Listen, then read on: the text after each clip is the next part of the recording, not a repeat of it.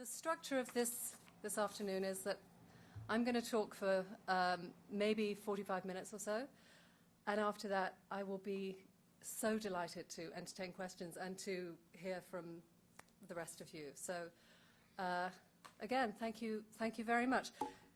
I'm talking about Middlemarch. I'm writing a book about Middlemarch. This is not an excerpt from the book because the book is as yet unwritten, but this is a way of moving forward with the book. And thank you very much for giving me the space to think some things out loud. And please give me your feedback, because that's why I'm here. So a few years ago, I came across a refrigerator magnet bearing a quotation attributed to George Eliot. "It's never too late to be what you might have been." I bought one and stuck it to my fridge, where it secured my son's preschool schedule, and I glanced at it from time to time as I reached for the milk, and I pondered the simple sentence. It was outwardly a very appealing sentiment. Who doesn't want to believe that there's still time to do all the things that one hasn't yet done? No wonder this phrase gets tweeted about twice an hour. It's you know, as inspiration that fits into, what is it, 140 characters goes, it's pretty hard to beat. But there was something about it that didn't ring true to me. I was in my early 40s, and the realization had begun to dawn that it actually was too late for certain paths in life to be taken. And while for lots of women that I knew, turning 40 had been a dreaded milestone, and for lots of men too, for that matter, I'd managed to pass that particular birthday without dwelling too much upon it. I mean, I was very busy, for one thing. I had an adorable yet demanding toddler. I was married to a lovely husband. I had 3 wonderful stepsons. I had a busy job. There was a lot going on. And if I was also intermittently melancholy, I thought, it was because I'd lived long enough and had seen enough to know that that kind of happiness that I had achieved could be precarious. Anyway, I was more contented at 40 than I had been at 30, when I was single and still childless and urgently anxious to know what would become of me, and was conscious of my youth slipping away before I knew what to do with my adulthood. At 40, I was overwhelmingly grateful for everything that I had, and I felt I understood something of what George Eliot had meant when she wrote in her journal at the age of 38, "Few women, I fear, have had such reason as I to think the long, sad years of youth were worth living for the sake of middle age." Even so, I thought it was foolish not to acknowledge that there were doors closing behind me as I entered middle age, opportunities missed, other lives I might have lived, other men I might have married, other children I might have born, other books I might have written, other countries I might have lived in. Recognizing that it was too late to be some of the things I might have been seemed part of what it was to grow older and wiser. And perhaps, too, I wanted to be let off the hook. I wanted to be allowed to be who I had become, rather than to feel I was under some sort of obligation to become still more or still better. But there was another problem with the quotation. It didn't sound to me like anything George Eliot would say. At least not my George Eliot, the George Eliot I had cherished since I'd first read her Middlemarch, her masterpiece, when I was 17 years old. At the time, I was studying to take the entrance examinations to Oxford University, where I hoped to read English literature. And for several hours every weekend, I would join 3 or 4 of my classmates at the home of a benevolent teacher who lived in a village on the outskirts of Weymouth, which is the English seaside resort in which I grew up. Weymouth is in Dorset. It's a rural county in the south of England, with rolling farmlands that are traced by narrow hedgerow-lined roads that discreetly delineate the ancestral holdings of landed families. And a quarter century ago, looking out from my teacher's living room window over the seemingly perpetually sodden hills, the place felt hardly less remote to me and less provincial than the Midlands of around 1830, which is what George Eliot was writing about in the book that lay on my lap. When I finally went for my interview at Oxford, I met with a senior tutor whose study was furnished with low-slung easy chairs upholstered in mustard-coloured corduroy, and one could either perch on the chair's edge or sink into its depths. And I shifted uncomfortably between one inappropriate position and the other, all the while talking passionately about Middlemarch. And a few months later, I received a letter telling me I had been offered a scholarship to read English at University College, Oxford. And that was the first time George Eliot changed my life.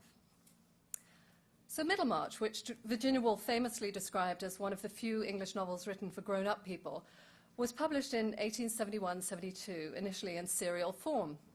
And it charts in 850 pages in that, my battered penguin edition, the complex intersection of lives among the inhabitants of the town that gives the book its title. And among them, the experience of not quite living up to one's highest aspirations or ambitions is almost universal. Dorothea Brooke, the ardent young gentlewoman who is Eliot's heroine, is introduced at the beginning of the novel by a comparison to Saint Teresa. She longs to spread goodness among the needy, as well as to improve her own mind and soul. Dorothea, who's 19 at the book's outset and shortly expected to make a good marriage, disdains the obvious choice, Sir James Chatham, who's the baronet next door. Instead, she aims for a marriage that will fulfill her intellectual and spiritual longings and imagines being wed to, quoting, John Milton when his blindness had come on, or any of the other great men whose odd habits it would have been glorious piety to endure. Throughout the novel, we see Dorothea's painful disillusionment and then her emergence into a more urgent understanding of the need for what Eliot called sympathetic emotion. We see her grow up. Still, by the book's end, Dorothea has not become a new Saint Teresa. Instead, she feels that there was always something better she might have done if only she had been better and known better. And she's not the only one who doesn't become what she might have been. Edward Casaubon is the dry as dust scholar with a weak heart and a study full of notebooks that he's forever failing and aiming and failing again to condense into the key to all mythologies. Casaubon marries Dorothea in a spectacularly ill-advised move for both of them, and the pair are locked in a mutually dissatisfying union until Casaubon dies with nothing to show for his efforts beyond shelves filled with dusty manuscripts and a crippled sense of self. And Will Ladislaw, the sprightly young cousin of Edward Casaubon, with whom Dorothea is eventually united in a second marriage, starts out with ambitions to be a poet or an artist of some kind, and he becomes something rather more ordinary, a journalist turned politician. And Tertius Lydgate, the ambitious medical man who aspires to make a link in the chain of discovery, makes instead a fatally limiting marriage to Rosamond Vincy, the town beauty, who is as scheming and as implacable as she is empty-headed. And instead of making an advance in science, Lydgate becomes a society doctor best known for a treatise on gout, which is the Victorian equivalent of becoming a cosmetic surgeon and spending your days shooting Botox into unhappy, wealthy women. So that first time I read Middlemarch, when I was an English schoolgirl in a provincial town, yearning to be elsewhere and otherwise, I identified completely with Dorothea. Her longing for a life of the mind and a life of meaning struck not so much a chord with me as a symphony. On the brink of adulthood, not knowing where I would study, where I might live, what men I would love, what men might love me, whether I would have children, I felt as if everything I needed to know about marriage, about love, about life itself was encompassed within its pages, even if I wasn't anywhere near ready to understand it. It was perhaps the first time in my reading life that I realized I might get more out of a book than just a story, although it's a very good story. But I might also be immersed in a sensibility, and in this case it was the most intelligent sensibility I'd ever encountered. George Eliot's authorial voice was wise and funny and knowing, with her long sentences unfolding and unwrapping large ideas. So I don't mean to suggest that I regarded Middlemarch as a self-help book. It wasn't, or a guide to life. It wasn't that at all. It wasn't that I read it and thought, I must remember not to marry a pedantic, patronizing old scholar old enough to be my father. In fact, I spent a good part of my 20s helplessly, if resentfully, in love with a preoccupied professor, nearly 20 years my senior, who studied the classics and wrote important papers. Ultimately, I was not the recipient of a marriage proposal such as the excruciatingly stilted one which Casaubon writes to Dorothea, which I cannot resist quoting. It goes, I have to take a deep breath. I have discerned in you an elevation of thought and a capability of devotedness which I had hitherto not conceived to be compatible either with the early bloom of youth or with those graces of sex that may be said at once to win and confer distinction when combined, as they notably are in you, with the mental qualities above indicated. My scholar was not identical with Casaubon by any means, but from where I stand now, 20 years later, I can recognize that there was in my love for him a misplaced hopefulness, not so far from that with which Dorothea's own heart swelled. Indeed, if I'd taken Middlemarch as a how-to guide or a how-not-to guide, I'd have saved myself a lot of grief. But that wasn't how the book's wisdom worked. How it did work was to unravel in slow, minute detail the emotional evolution of its characters, to show how they grow up, and to show what that growing up might look like. What I felt about Middlemarch is what George Eliot once said she felt about the novels of George Sand. She said, "I should never dream of going to her writings as a moral code or a textbook. It is sufficient for me that I cannot read 6 pages of hers without feeling it is given to her to delineate human passion and its results, so that one might live a century with nothing but one's own dull faculties and not know so much as those 6 pages would suggest." I'm not alone in my youthful identification with Dorothea. She's one of those heroines like Jane Eyre, in whom bright, bookish young women tend to see themselves. In fact, after writing Middlemarch, George Eliot started to get fan letters from young women who'd read the book and thought that she'd modelled Dorothea on them. She was amused, and she told a friend, "I asked each of these interesting ladies to send me her photograph. Alas, how little they resembled, at least in appearance, the heroine as I imagined her myself." Eliot also received a compliment from the father of 2 daughters who told her that she must have met his daughters because otherwise she wouldn't have been able to write the character of Rosamond. And if young women readers tend to see themselves in Dorothea, male readers often fall in love with her. Harold Bloom, the critic, told me that before he fell in love with any flesh and blood women, he had fallen in love with Dorothea Brooke. And John Blackwood, George Eliot's editor, gave expression to this combination of admiration and sympathy which she elicits when he wrote to George Eliot saying, "Dorothea is better than any sermon that was ever preached by man. It is noble. The picture of that bleeding, solitary, gallant heart alone that night in her dreary chamber is grandly moving. How one longs to help her, and how beautifully you let the daylight in." But an early identification with Dorothea was only one way in which I felt captivated by the book. It was only the first way. Ever since my first reading of Middlemarch, as a teenager, I've come back to it every 5 years or so, my emotional response to it evolving with each rereading. In my more judgmental 20s, I considered Ladislaw, with his brown curls and his callow artistic dabbling, as not entirely deserving of Dorothea's greater majesty. But by 40, I could better measure the appeal of his youthful energies and Byronic hairdressing, at least to his middle-aged creator, who was 52 when the book was published. And my identification with Eliot's heroine and my concurrent dismissal of her simpler sister, Celia, who marries Sir James Chatham and bears him an adorable son, baby Arthur, the infantine Buddha, as he's called, was shaken when I became the besotted mother of an infant son. And to a friend, a professor of English literature, I wrote, "All these years I've thought I was Dorothea, and I've turned into Celia." As I grew older, the unfolding of Dorothea's life became less immediately poignant to me than the plot concerning Lydgate, who dies at 50, unfulfilled. He always regarded himself as a failure. He had not done what he once meant to do, Eliot writes of him.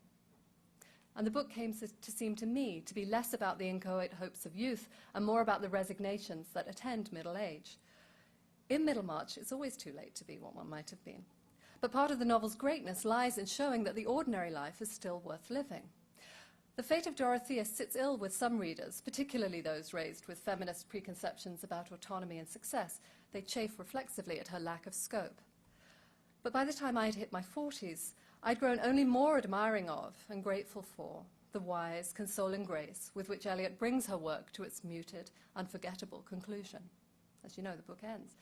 The growing good of the world is partly dependent on unhistoric acts, and that things are not so ill with you and me as they might have been is half owing to the number who lived faithfully a hidden life and rest in unvisited tombs. There was a profound comfort to be had in the suggestion that an ordinary life, rather than a spectacular one, might have its own diffusive virtues. George Eliot offered a way to live with disappointment, an emotion with which, by the time we're middle-aged, most of us have had plenty of experience. But she also made it possible to see the grandeur that lies in the passage of even the most ordinary of lives. Dorothea may not have become another St. Teresa, but like all of us who belong to families, traditional or otherwise, or perhaps who have children, or certainly who love each other, she, Dorothea, is engaged upon what George Eliot calls, in what I think is a magnificent turn of phrase, the home epic. We're all of us the imperfect heroes and heroines of our own domestic stories. And Middlemarch offers us the modest hope that even without becoming St. Teresa, we too might be part of the growing good. So what of my refrigerator magnet and its mysterious quotation? It's never too late to be what you might have been. I started to look around, and I discovered that the quotation had considerable contemporary currency. Marianne Williamson, the best-selling author of spiritual books, included it in The Gift of Change, Spiritual Guidance for a Radically New Life. Tom Peters, another best-selling self-help author, cited it on his website. It appeared on many personal blogs, and it seemed particularly popular among middle-aged women. One author, B.J. Gallagher, who's female, had even taken the quote as a book title. "You only go around once in this life, so why not live a life you love?" Gallagher had written. "You were put on this earth to be the best you that you can be. If you don't do it, nobody else can." The quotation had clearly hit a nerve with people eager to reinvent themselves, to plumb their hitherto unexplored capacities, and to make themselves anew, especially in middle age. But the trouble was that I couldn't find the quotation in any of the works of George Eliot. The obvious recourse was a Google book search of her novels, her poetry and her essays, but I came up with nothing in any of them. So then I decided that I needed to reread all the novels in case, in some cases, Romola, I admit, read them for the first time to see if somehow Google had overlooked it, or if the quotation was a mangled rephrasing of a phrase that I could find. Again, nothing, though I did find plenty of melancholy, but nonetheless strangely reassuring passages that referred to the slipping away of what once seemed to be possibilities, and that contained the suggestion that while nothing is predetermined, an individual is formed gradually out of his or her choices. From Felix Holt, The Radical, a novel that's too quickly dismissed as one of Eliot's lesser achievements, "So our lives glide on. The river ends, we don't know where, and sea begins, and then there is no more stepping ashore." That's not the kind of thing you can stick on your fridge, but I find it irresistibly persuasive. I wrote to scholars and I asked if any of them had ever come across the quotation. Again, nothing. I set up a Google alert for the phrase, hoping that some mysterious algorithm would turn up its source, but so far it's never taken me beyond Marianne Williamson. So it started to seem to me entirely possible that George Eliot was becoming best known for something she hadn't actually said. George Eliot was born, Marian Evans, in Nuneaton, near Coventry, in 1819, the same year as that in which Queen Victoria was born. As luck would have it, George Eliot's childhood home, Griff House, was bought a few years ago by a hospitality company that has appended a hotel to its rear, which is where I stayed when I visited Nuneaton for the first time. George Eliot's father, Robert Evans, was the agent to a local landowner, Francis Parker Newdigate, who lived in a grand house called Arbory Hall, and Griff was on the fringes of the estate. When I checked into my room at Griff and opened the curtains, into the annex behind Griff, I should say, opened the curtains, there were chickens on the grass outside my window, which seemed promising. But the rural world in which George Eliot had dwelt, the long lines of bushy willows marking the watercourses, the golden corn ricks clustered near the long roofs of some Midland homestead, as she wrote in Felix Holt, all that is long gone. These days, Griff is cut off from the rest of Arbory by a noisy highway and an industrial estate. I set off for a walk around the area, and I went down a farm track where the hedgerow was littered with trash, plastic bags and McDonald's styrofoam cups. I went back to Griff, ordered a beer, and sat on a trestle table on what was once Marian Evans's front lawn, gazing at the Georgian facade of her house. And for all the many changes to the site, the house, seen from the front, looked much as it does in an illustration from an early biography of George Eliot, though the lurid orange light from a slot machine that glows through the window in the entrance hall was somewhat off-putting, and there's a pool table in the front parlour. As I sat there with the traffic from the highway roaring by, someone's cell phone kept jangling the theme from The Entertainer. But there were bluebells flowering under the trees and daisies growing in the grass, as there must have been nearly 200 years ago, when young Marianne Evans would have called it home. Then as now, it was a very provincial setting, with no connection to the literary and scientific circles of London, among which Eliot would later come to predominate. But Marianne was an obviously very bright child who was reading the romances of Sir Walter Scott by the time she was 7 years old. And at 13, her performance in English composition at school was so far in advance of her peers that it was reserved for the private perusal and enjoyment of the teacher, who rarely found anything to correct, according to a memoir written by the daughter of one of her classmates. The classmate added that her schoolfellows loved her as much as they could venture to love one whom they felt to be so immeasurably superior to themselves, which sounds like rather a sad set of circumstances to be in school. Her intellectual leanings were so impressive that Mrs. Newdigate, the wife of her father's boss, permitted her to use the library at Arbury Hall for her researches. And it was at the big house that Marianne must first have been able to see a span of society and microcosm, from the realm of the housekeeper in whose quarters she used to sit while her father was meeting with Mr. Newdigate, to the grand rooms in which the family's life was conducted.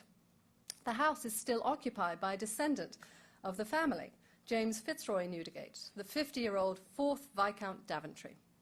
Lord Daventry opens the hall to the public a handful of times a year, and while I was in Nuneaton, I managed to go there. I saw the family chapel, which has its black and white tile work and wedding cake mouldings, and the saloon, which is a splendid Gothic revival room with a filigreed, fan-vaulted ceiling, like petrified lace, as Eliot characterized the ceiling at Cheverel Manor, which is a grand house that appears in her first work of fiction, Scenes of Clerical Life, and which is modelled upon this house. The drawing room, however, in addition to petrified lace, contained, very oddly, a black raised dance floor, black draped sofas, and a shiny black bar with 4 bar stools, like a Mayfair nightclub. My guide, showing around the house, valiantly tried to ignore this modern decor and pointed out other features from the room, like the family motto up on the wall. But eventually she had to acknowledge the presence of a discotheque in the room. And she said, it's for Lord and Lady Daventry and their friends like Liz Hurley. And her voice was tinged with this wonderful repressed censure that an intelligent Englishwoman of any era might feel when she's faced with the follies of those better born, if no more ably equipped than she. George Eliot was obliged to leave school at 16 after the death of her mother. She kept her father's house, but she also kept up her education, studying Latin, Greek, German, Italian, and French with tutors, and progressing through the works of contemporary philosophers and theologians. For a time in her teens, she became devoutly evangelical and ostentatiously turned her back upon novels. By the time George Eliot was the age of Dorothea Brooke, she was a world-class killjoy. She wrote in a letter to a friend, "As to the discipline our minds receive from the perusals of fictions, I can conceive none that is beneficial, but may be attained by that of history. For my part, I am ready to sit down and weep at the impossibility of my understanding or barely even knowing a fraction of the sum of objects that present themselves for our contemplation in books and in life. Have I then any time to spend on things that never existed?"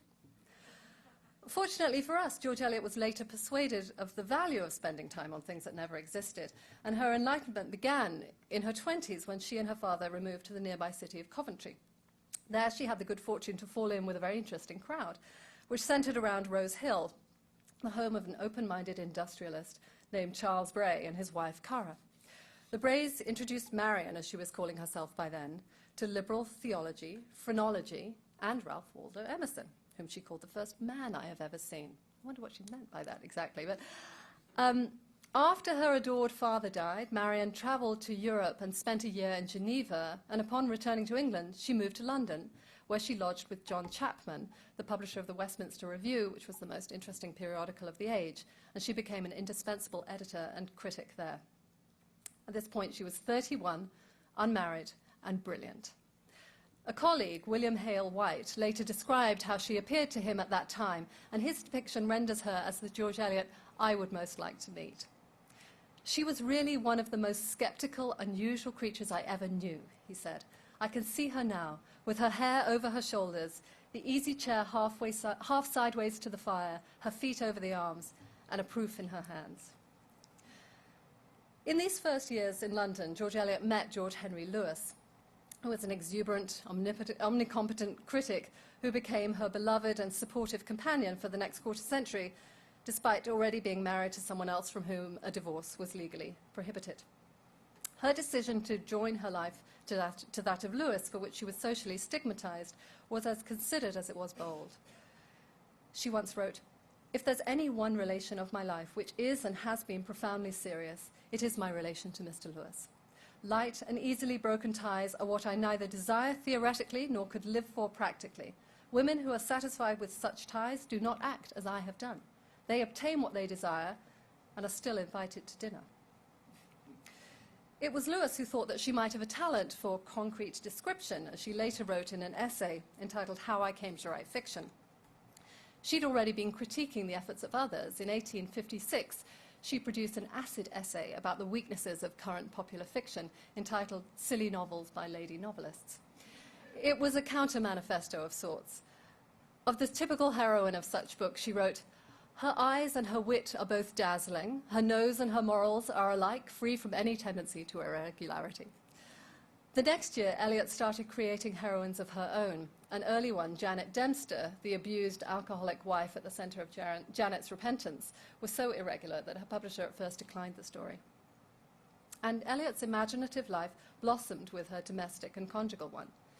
In 1857, when she was 36, she wrote, "My life has deepened unspeakably during the last year. I feel a greater capacity for moral and intellectual enjoyment, a more acute sense of my deficiencies in the past, a more solemn desire to be faithful to my coming duties than I remember at any former period of my life.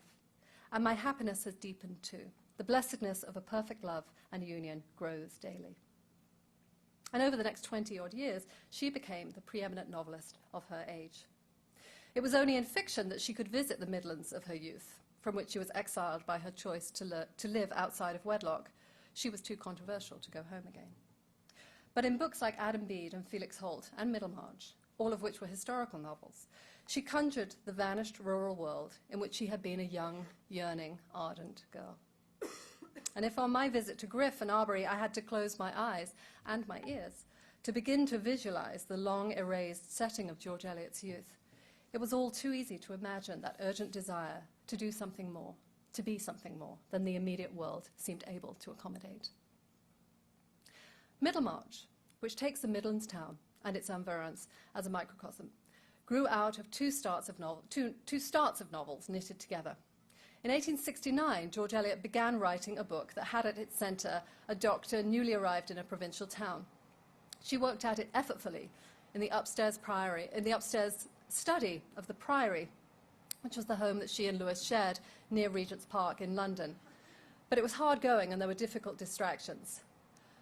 Lewis's 25-year-old son, Thorny, he had 3 sons from his legitimate marriage.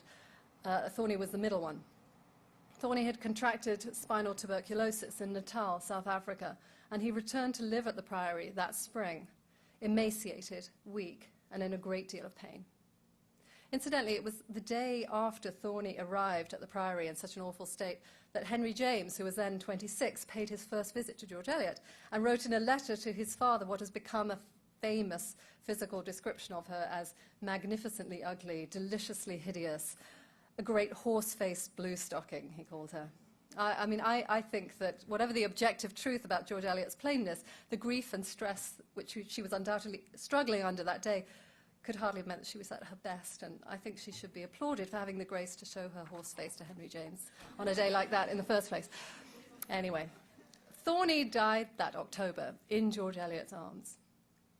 "This death seems to me the beginning of our own," she wrote in a letter the next day to her close friend Barbara Bodichon.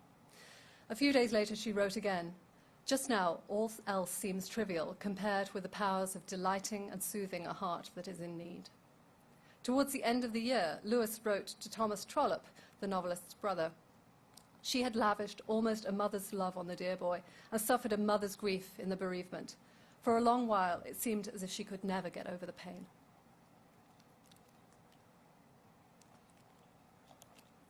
But throughout 1870, she continued to work on the story about a provincial town.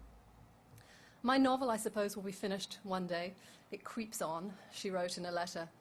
But by the end of the year, she put it aside in favour of a new story, Miss Brooke, which she said drew upon a theme that was among those that she had long contemplated approaching in fiction.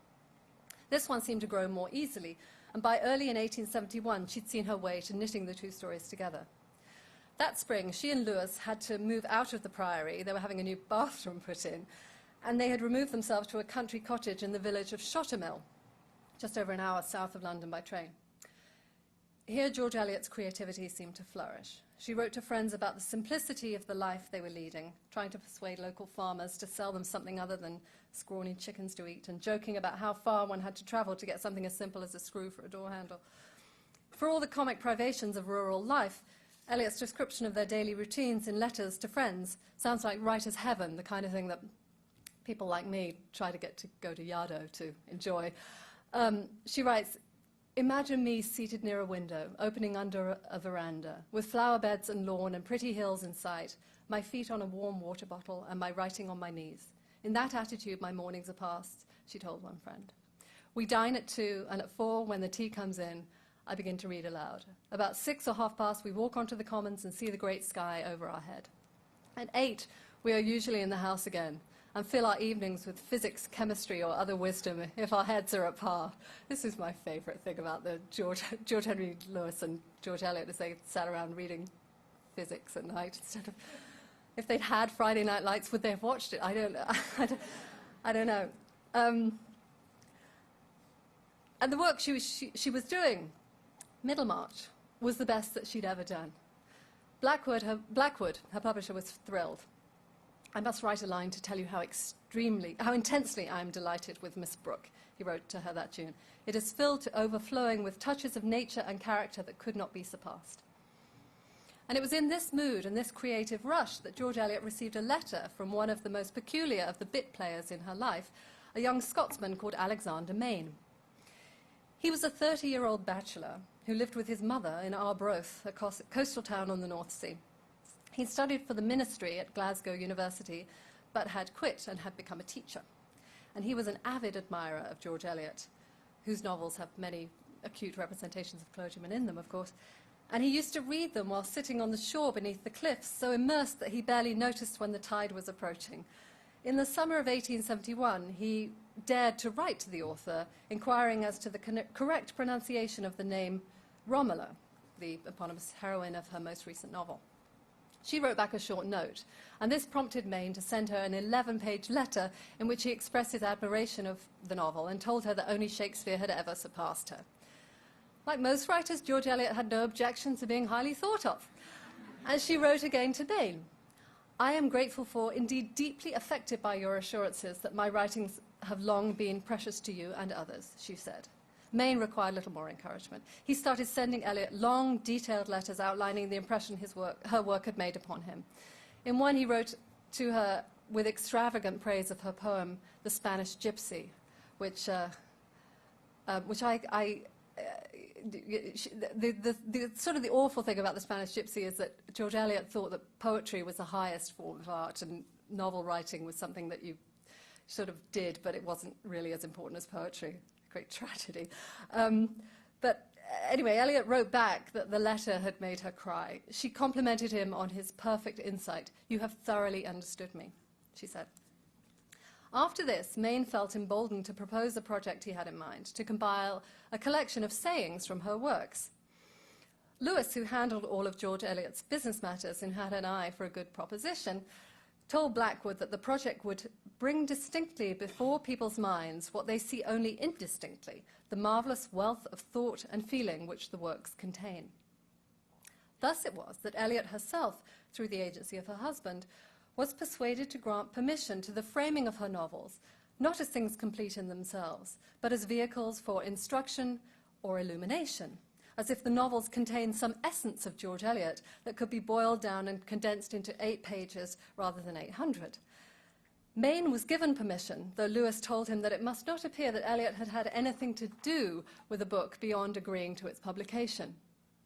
So the book was published in December 1871, exactly around the time that the first volume of Middlemarch was published, under the title of Wise, Witty and Tender Sayings from the Work of George Eliot. I can think of no surer way to be put off the work of George Eliot than by looking at wise, witty and tender sayings.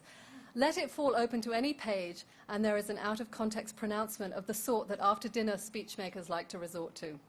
I'll give you one. Iteration, like friction, is likely to generate heat instead of progress.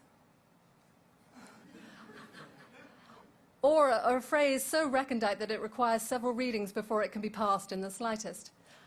A course of action which is in strictness a slowly prepared outgrowth of the entire character is yet almost always traceable to a single impression as its point of apparent origin.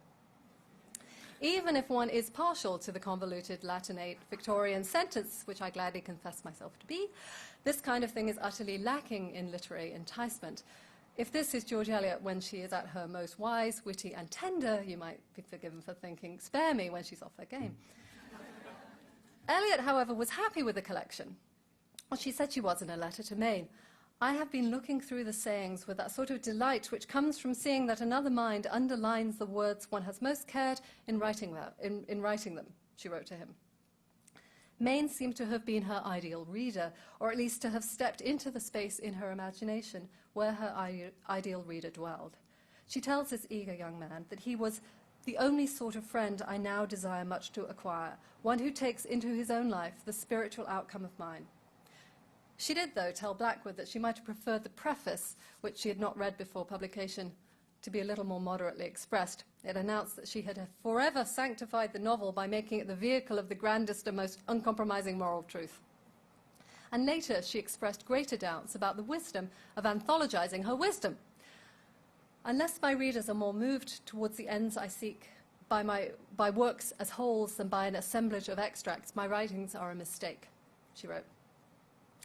Anyway, Wise, Witty, and Tender Sayings was a great success in publishing terms. It went through multiple editions, with Maine revising it after the publication of each of Eliot's subsequent works. Blackwood, who privately referred to Maine as the worshipper of genius, or the gusher, reported to Lewis that his own wife was raving about it and was recommending it to visitors as perfect Sunday reading, which suggested the literary sphere in which its publisher thought it belonged. But it didn't exactly help Eliot's reputation as a novelist, or rather it detracted from her accomplishment as a novelist. The Nation said that her assent to the book's publication suggests that George Eliot thinks more of the duties of a teacher than the reputation of a novelist. Those reviewers who did approve of Maine's book did so precisely because it emphasized George Eliot as a dispenser of moral wisdom and a guide to life. Every page supplies food for meditation and something, too, that is well calculated to be helpful in the conduct of life. Wise, Witty, and Tender Sayings was the 19th century equivalent of putting George Eliot on a refrigerator magnet. Interestingly enough, the phrase, "it's never too late to be what you might have been," doesn't appear in Maine's book, which is exactly where one might expect to find it if she really did write it. But it is in another Victorian compilation of quotations, a list of gems from George Eliot, which was published in a New York periodical called The Literary News in 1881, and which Leah Price, a professor of English at Harvard University, brought my attention. In this list, which was published less than a year after George Eliot's death, the quotation is one of 72 winning entries in a reader's competition to nominate the most striking passage known to you from George Eliot's writings not to exceed 30 words. It was number 23 on the list, between a line from Middlemarch, "A woman's choice generally means taking the only man she can get," and one from Adam Bede, "I'm not denying the women are foolish. God Almighty made them to match the men." But there was no reference to the source. So had the competition entrant come across the quotation in a review, or misremembered it, or made it up, or thought George Eliot had said it, but she hadn't actually said it, or had she actually said it somewhere that I had yet to discover? I had no way of knowing. Like Tertius Lydgate, I'd aspired to make a link in this chain of discovery, and I had failed. But by then I was almost more interested in wondering why the phrase should have such widespread popularity in the current era, and why I should feel so unconvinced by its promise. The phrase speaks to a notion that we are, all of us, always capable of growth. And with this, George Eliot would agree. As the Reverend Fairbrother, the very sympathetic clergyman in Middlemarch, says, character is not cut in marble. It is not something solid and unalterable. It is something living and changing. But I think that the contemporary receptivity to the phrase also speaks to a kind of self-delusion that George Eliot would have had no time for. That if we spend enough time focusing on ourselves, on our own issues, in a phrase George Eliot would not have used, we have the potential for limitless self-reinvention. George Eliot believed in self-improvement. In her diaries, she was always writing of her desire to make my outward and inward habits less imperfect, as she once put it. But she also believed that self-improvement could not be a project of self-involvement. It was only by embracing others and comprehending others and really understanding that one does not stand at the center of the universe, but that one's life is wholly interconnected with the lives of others, that what Eliot would have called spiritual growth is ever experienced. It was what she experienced when she cared for Thorny.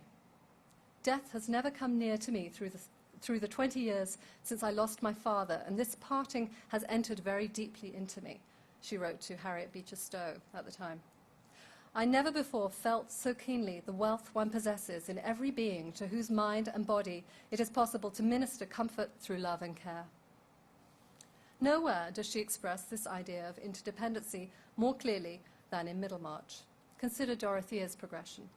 She's disillusioned by her first terrible marriage, but it also makes demands upon her that are positive ones, that she truly experience pity for another, and that she also know what the limits of that pity should be. Her marriage to Casaubon leads to her involvement with Lydgate's professional and personal life, and thereby to her charged encounter with Rosamond towards the end of the novel, in which she's compelled to surrender her sense of dignity and self-control in the service of something higher. And by that act, even Rosamond, even self-involved Rosamond, is finally taken out of her solipsism for a moment, and she is, as George Eliot writes, taken hold of by some emotion stronger than her own, hurried along in a new movement which gave all things some new, awful, undefined aspect. At the outset of Middlemarch, we see Dorothea alone. And in that very first physical description of her on the first page, she's compared to a fine quotation from the Bible being used in a paragraph of today's newspaper. It's a wonderful metaphor, one that beautifully conveys Dorothea's air of grave distinction.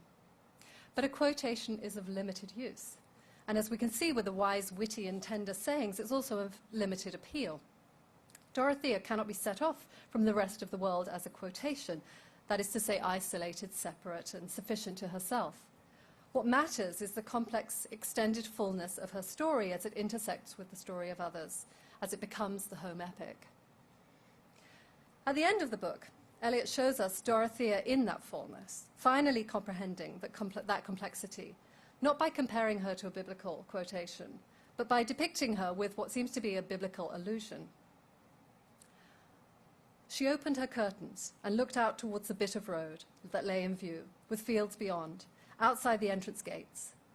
On the road there was a man with a bundle on his back and a woman carrying her baby. In the field she could see figures moving, perhaps the shepherd with his dog. Far off in the bending sky was the pearly light, and she felt the largeness of the world and the manifold wakings of men to labour and endurance. She was part of that involuntary, palpitating life, and could neither look out on it from her luxurious shelter as a mere spectator, nor hide her eyes in selfish complaining. And this, finally, is what we get from Middlemarch. It's a refutation of the self-help motive, an 850-page argument against the allure of the inspirational quotation.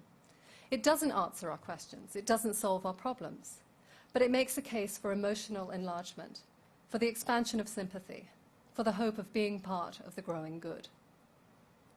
And so the book itself seems to change and grow as it's returned to the bookshelf and then years later brought down again. A friend of George Eliot's once recalled her saying, "We cannot give the young our experience. They will not take it.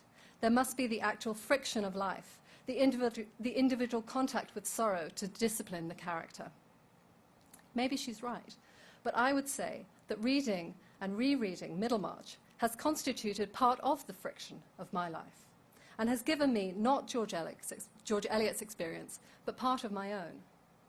When I was young, Middlemarch seemed to show me a path towards becoming the grown-up person for whom it was written. Now, reading Middlemarch in middle age, the book consoles me with the thought that growth comes where love happens and where suffering befalls us, and in every opportunity we are offered by the unremarkable ordinary. Thank you.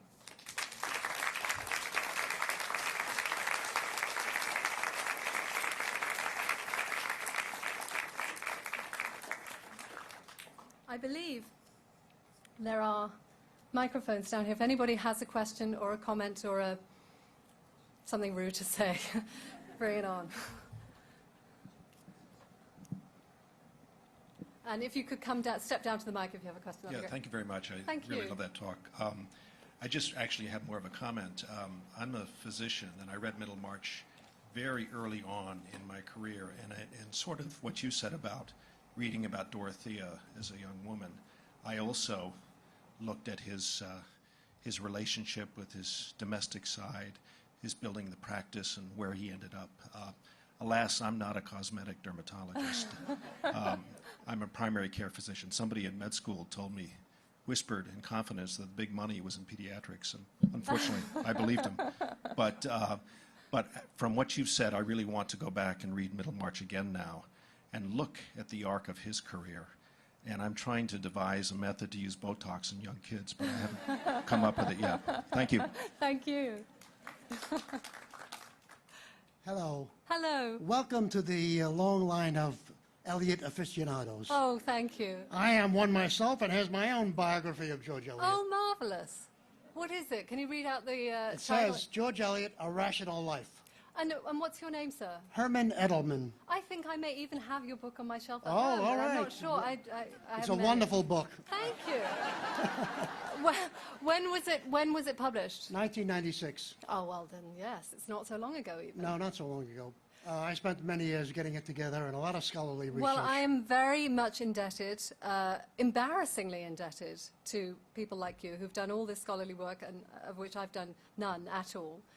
Freely admit. Well, but I'm. if you need any help, I'll be happy to supply Thank some. you so much. Let me just bring up one point about Middlemarch, perhaps even 2 points. A young lady who read my book asked me a very simple question. She said, "That book exudes morality and anti-ethical behavior." That Eliot condemned it considerably in many various portions of life. And she said, how does that square with Eliot's own life, which was a series of scandals, which you have alluded to in some way? If she lived today, she'd be on page 6 of the New York Post almost every year. Really, it's amazing. And I answered it to the best of my ability. I said, she simply was a victim of scurrilous gossip. Most of the time, she was innocent of every charge that was ever made of hers. I'm sure you'll find that in your research to be true. Yeah, I mean, she did do this one big thing that was not, that you weren't supposed to do, which More was than one big thing, I can right, tell you. More than one. right. But I mean, she lived with a man who was Okay, but there wasn't any doubt about Lewis's behavior. He signed the agreement to acknowledge the birth of the 4th child, even though he knew it was not his child. And by signing that, he obviated his rights to a divorce. Yes. So everybody knew that. And when the 4th child was born, the skin coloring of that child showed who the real father was, a poet by the name of Leigh Hunt. Yes, his roommate, right? Right, So they were, yeah. right. Yeah, they were living together for a No, while. I mean, you only have to read a little bit about the sort of families in which, and the world in which she moved to understand that our sort of bastardized notion of a Victorian propriety was completely unobserved by most Victorians themselves. So, I mean, this question of why she never wrote about anybody who was quite as spectacular as she was is it's an interesting one. But I think she was not interested at all in giving herself as an example of anything that anybody might aspire to, because she knew she was such an oddball and such an outlier, and there wouldn't be her life would make a great novel, but not one that she could write. No, she was very much against any biography or autobiography. Yeah. They refused to do any. She was offered it many times. She refused. Well, let me go back to the second portion of my question. What brought me to Middlemarch was this. I was studying in England at the time and doing some sociological research. And at the moment, I had read an American classic called Middletown, a study in sociology by two people from Chicago named Robert and Helen Lind. And at the time, I compared Middletown as a sociological research to Middlemarch, which is in effect a sociological research.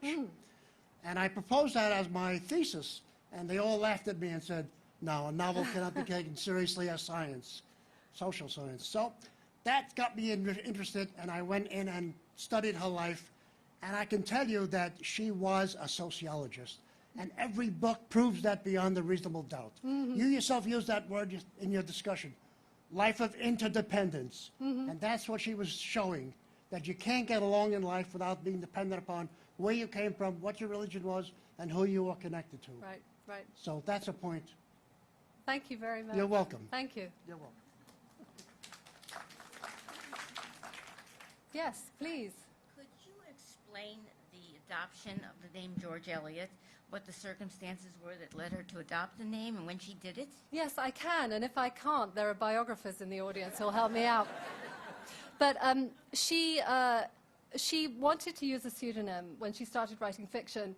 It was partly because, it's often said that she wanted to do it because she would be taken more seriously with a man's name, but it was also because she was a scandalous figure at this point. Her name, Marian Evans, would have affected the way that anybody was going to read this, and it would have that would have been the prism through which anyone would have read the books.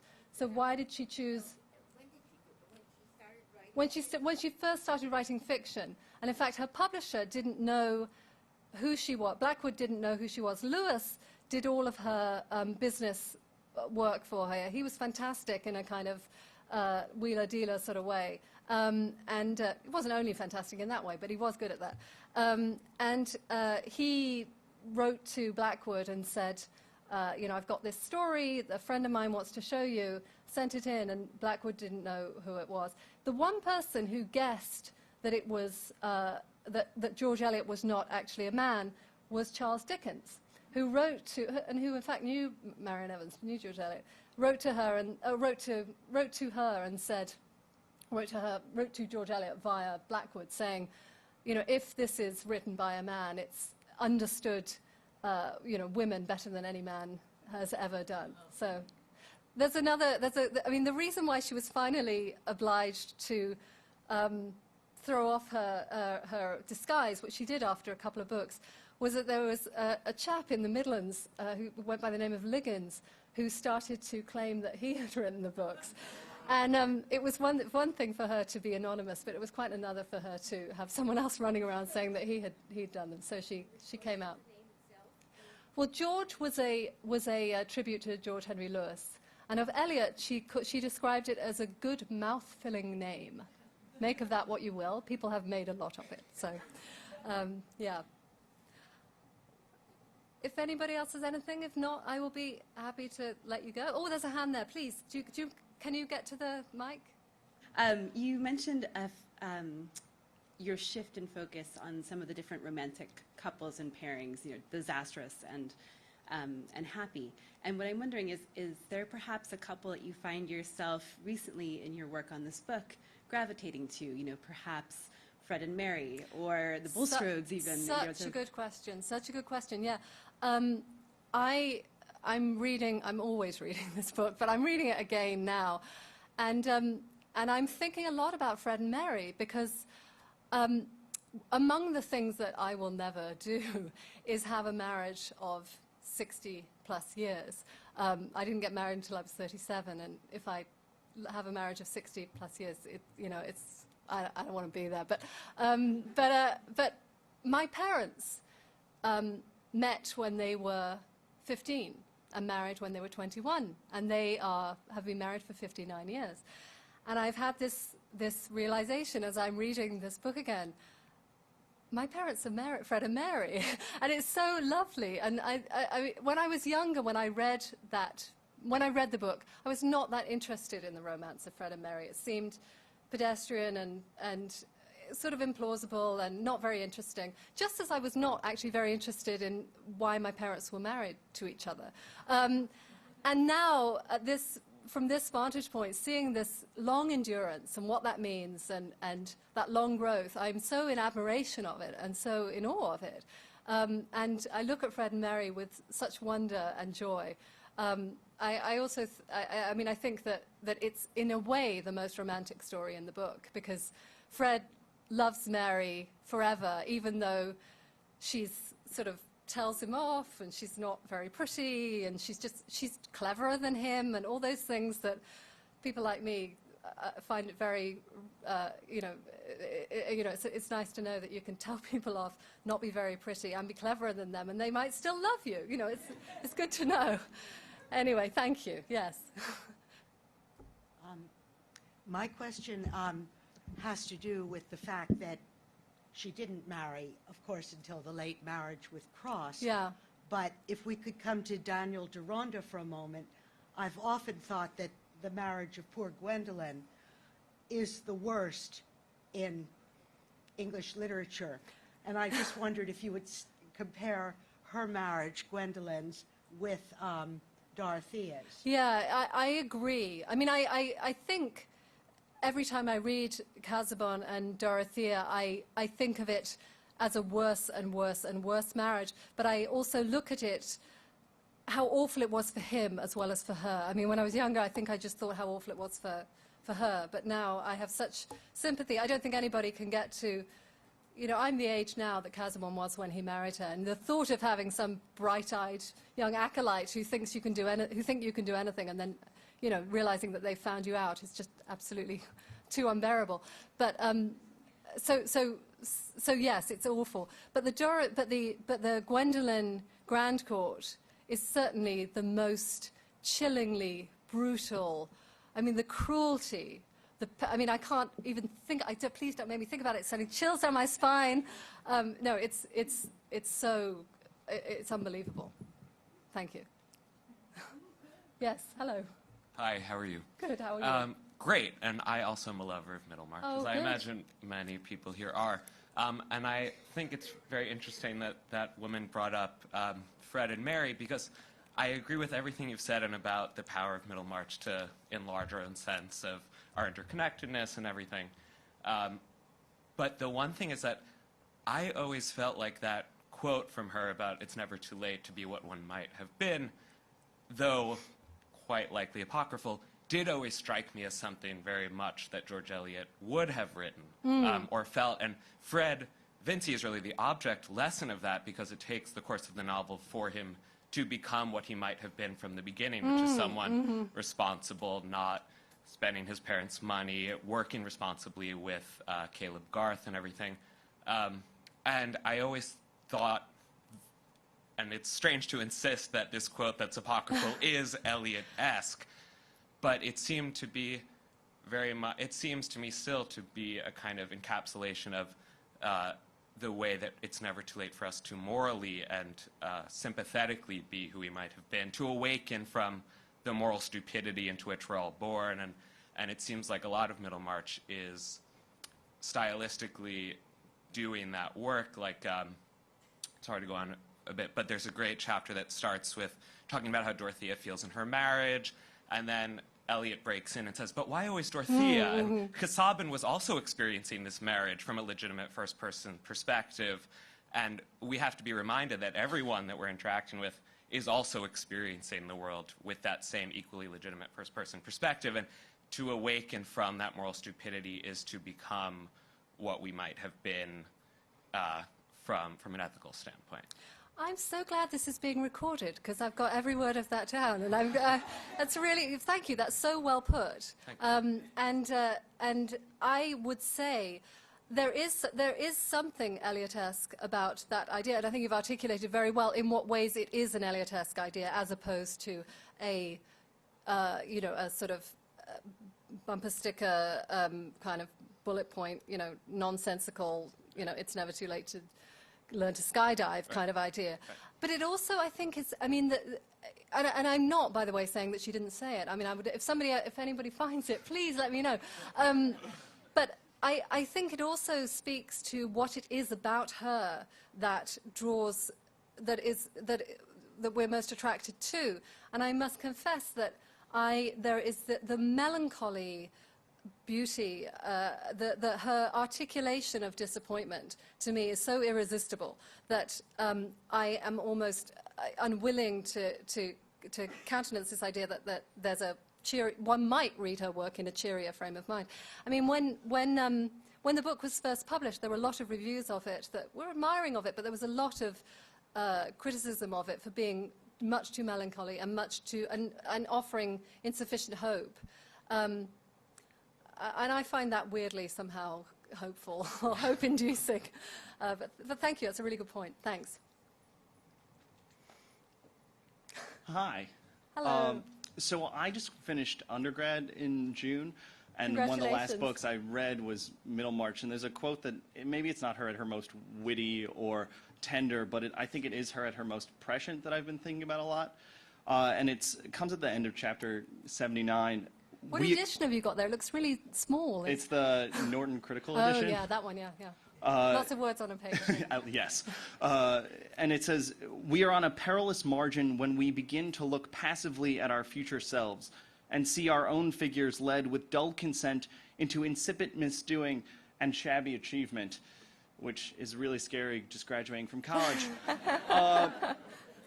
But I wonder, it sounds like a sort of, not just a young person sentiment, but also a contemporary American sentiment. And I wonder why you think people should read this book now, especially young people. That's an excellent question. I mean, I think that young people should read it now because it's the best book anybody ever wrote. Or the best, I think it's the best English novel by a long way. But I think that. I think that there's a. I mean, these aren't moral reasons why people should read it. I think that people should learn to read a long book. I think that young people should experience have the experience of immersion in something that isn't read, overnight or something like that.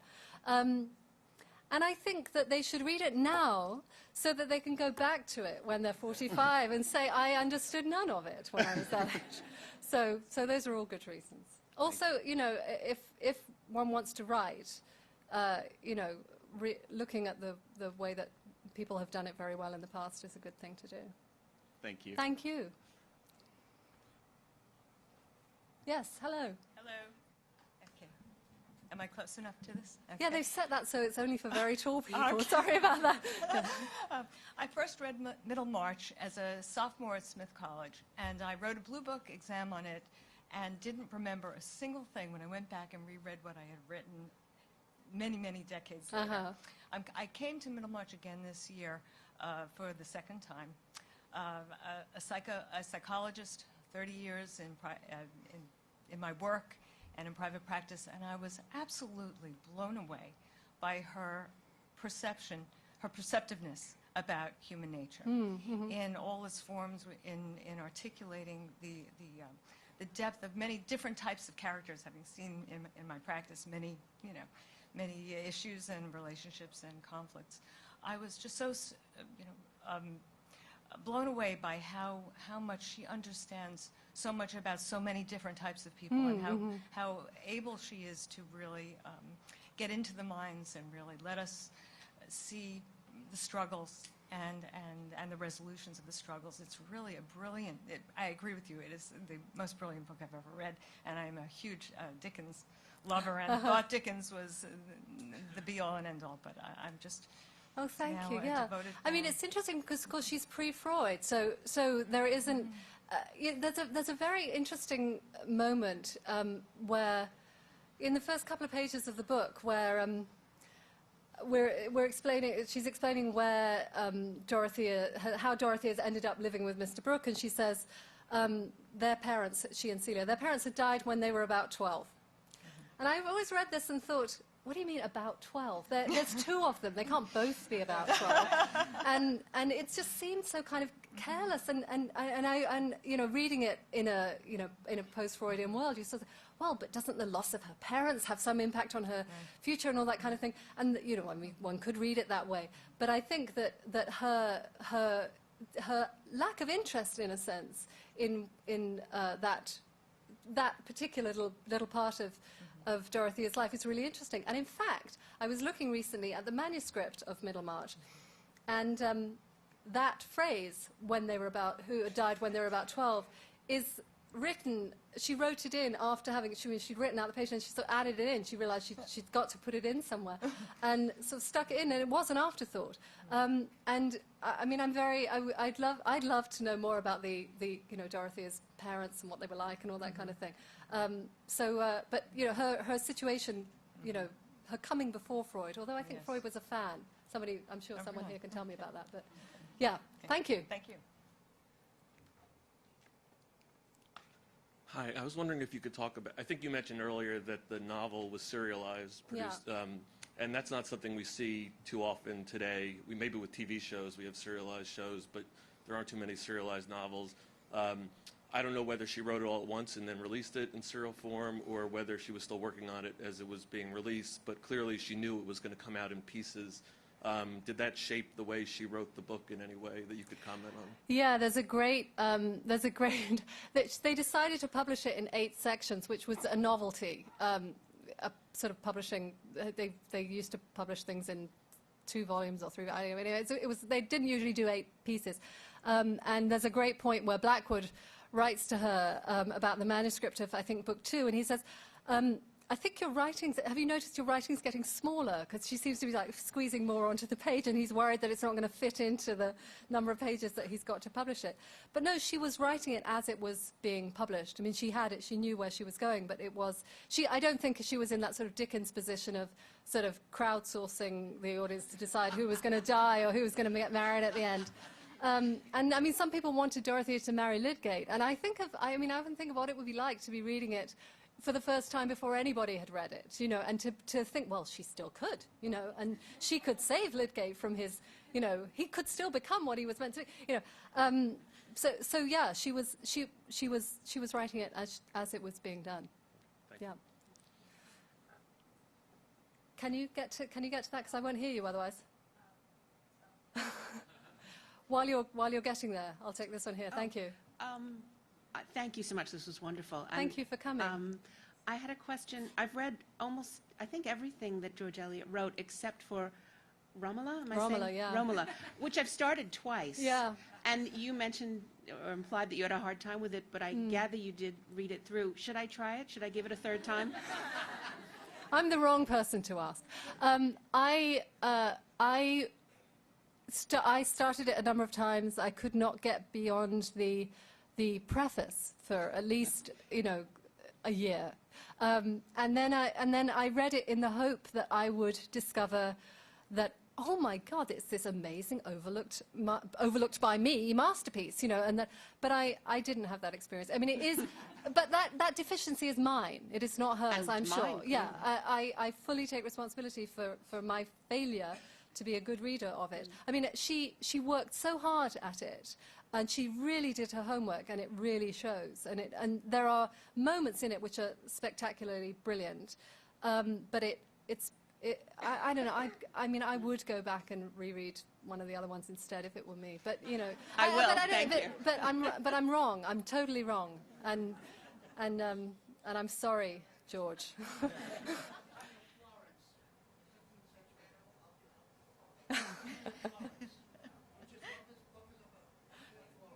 Yeah.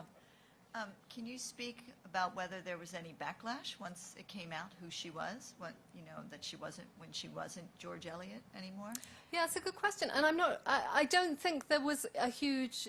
I mean, it didn't derail her career. I think by the time it was revealed, she was obviously such a talent, and so and so admired as a novelist that but there are, as I say, biographers in the audience who would have a better answer to that than I do, but I don't think so. But she did have to lead this, I mean, she led this very reclusive life for a long time because she was unacceptable. I mean, she couldn't, as she said, she couldn't go to dinner. She did used to have these sessions when she got a little bit older and grander. She and Lewis would have these Sunday salons where people would come and crowd around her, and she would speak in a low, she had a very low, beautiful voice, and dispense, great thoughts. But she was pretty isolated, and she wasn't out and about too much. Yes, who's next? I was just, I'm actually also a Smith alum, so the other Smith alum that stood up, and I actually probably read it around my sophomore year. It just sort of, I think, I grew up, as I read Middlemarch for the first time, I just had this enormous crush on Dorothea, and felt like, oh my God, like this, I just saw this path ahead of me in life of this option that I could, and I think what I've found, what I've been thinking about during this whole talk is and I'm sure I've thought about it before, but George Eliot was such an unusual Victorian woman and had this very interesting career in life and was not a Dorothea in any way. And I just wonder if you have any, in your reading or anything, have come across anything where sorry, I'm nervous. George Eliot has talked about... You're nervous. I don't usually talk in front of, like, at microphones, somebody else said too. She had so much admiration for Dorothea, and her love for this character comes across. But Dorothea is, that I cry every time I read the epilogue. It's just amazing, and the admiration she has for the growing good and the life lived, and I'm going to forget the thing that I've got it memorized, but it's an amazing thought, and she clearly has so much admiration for Dorothea, and yet her life was so vastly different from Dorothea's, and I wonder if you have anything you've read or anything you yourself have thought about that difference. A friend of hers, Bessie Rayner Parkes, wrote an essay after George Eliot died in which she goes on at length about all the women that had existed, who lived during this period, Florence Nightingale among them, who had done great things. And she writes about what the real milieu of that time was, and she was sort of angry with George Eliot. She said, "I don't recognize Dorothea. I don't know why. I don't accept that Dorothea had as many limitations as she did." But I think that the reason why George Eliot why she writes Dorothea so well, I think, is because there was enough of Dorothea that was her, that she felt so intensely identified with that. I don't think she thought of herself as like all of us, she was the product of her early youth and her circumstances, which were very difficult in this, she wasn't poor, but, she had to make herself in a really tremendous way, and that had been a struggle. And I think that there was enough of that struggle, or that desire, was still alive enough in her that she was able to make Dorothea as convincing as she is. Thanks. Hi. Hello. I read your article in the February issue, and my book club is all here because of it. Oh, we read your book over the summer. So good. It was our large read for the year. And on a less lofty note, the beginnings of each chapter. This seems a convention that is more 17th century English novels than Victorian novels. How do they fit in? I tried very hard to pay attention and decode them, and one of our bookies even translated some of them. But I didn't see a connection to the chapters, and wondered if you could address that. I do not know the answer to that. I also have, I've tried, I do try to read them and try to figure out what she's talking about the way that there's a little quotation at the beginning of every chapter, and I too skip over them and try to get to the chapter because I'm much more interested in that. And I don't actually know, maybe there's somebody here, Jeff Nunakawa, could you tell us why? I don't know why I don't know, sorry. Perhaps my biographer friend over here could fill us in. Well, she lived among the great intellectuals of the mid-Victorian era, and she always wanted to establish herself as an intellectual. And so she often translated things from the French or Italian or German, which she spoke and wrote fluently about. So I ascribe those little quotations to her ability to show to the reader that she's a person who knows what she's writing about. Right, The as only if that weren't explanation that I evident can make in of it. every other way. But yes, yeah, maybe. Yeah, sorry. Well, just one more thing about that. You mentioned Leah Price earlier. Yeah. Her book about the anthology, the rise of the novel, has some answers to that question about how Thank you. using kind of anthologic thinking, like including little beauties, little aphorisms, was a convention that helped legitimate the novel. And then in turn, when George Eliot's own writings were anthologized, that too helped sanctify the novel as a form. And also, a lot of the chapter headings in Middlemarch were by George Eliot Yeah, yeah, yeah. She wrote little things. So.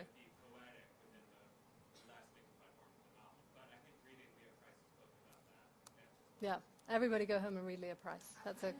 She's good. Well, I think we're done. Thank you very much.